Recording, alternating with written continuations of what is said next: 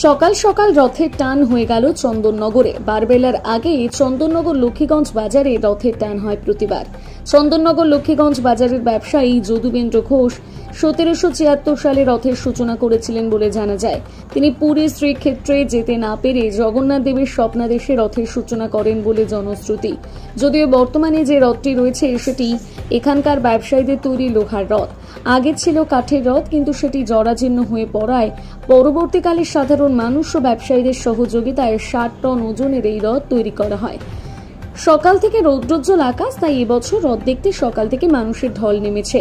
নির্ধারিত নিয়ম মেনে সকালের প্রথম টান হয়েছে। এরপর বিকেলবেলা 3টের সময় মাসির বাড়ি তালডাঙ্গার উদ্দেশ্যে যাত্রা করবেন জগন্নাথ দেব। রথযাত্রার সূচনার উপস্থিত ছিলেন চন্দননগরের মহানাগরিক রাম চক্রবর্তী সহ চন্দননগর পুর নিগমের কাউন্সিলররা।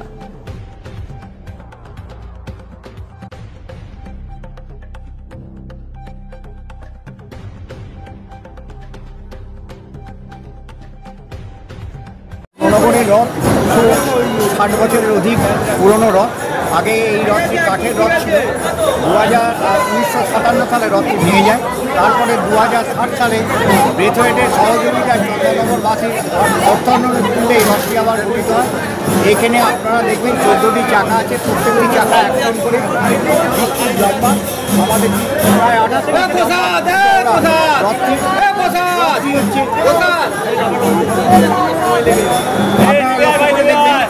যে এই সম্পূর্ণ লোহার তৈরি এই রথটি একমাত্র চন্দননগরবাসীর প্রাণের আবেগের। আমরা জানি আপনাদের চ্যানেল থেকে প্রত্যেক বছরই আসা হয় এবং আপনারা প্রচার করেন যাতে চন্দননগরের মানুষ সুশৃঙ্খলভাবে এই রথটা পরিচালনা করে সঙ্গে থাকে। আমরা আগামী দিনেও আশা করব চন্দননগরবাসীর কাছে যে তারা সুশৃঙ্খলভাবে এই রথটি আমাদের নিয়ে যেতে সাহায্য করবে।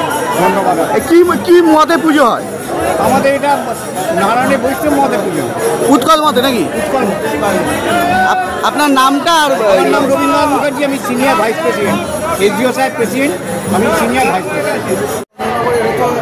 একটা রিচুয়াল প্রোগ্রাম যে জয় জগন্নাথ দেবের আজকে শুভ রথযাত্রা উৎসব সমারোহে বিভিন্ন জায়গায়, সে জগন্নাথ বলুন, শ্রীরামপুরে মাহের সেবাগ বলুন এবং চন্দননগরের বলুন, মুক্তিপাড়া বলুন, কতগুলি রথ খুব বিখ্যাত।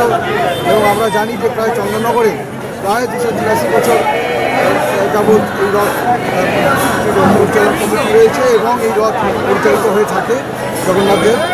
আমরা শহরবাসী খুব আপ্লুত এবং আমরা খুব ধন্য এবং জগন্নাথ দেবের কাছে এই প্রার্থনাই আমরা করি যেন চন্দননগরের জগৎকে ধারণ করে আছেন, তিনি যেন আমাদের চন্দননগর সুন্দরভাবে রাখেন।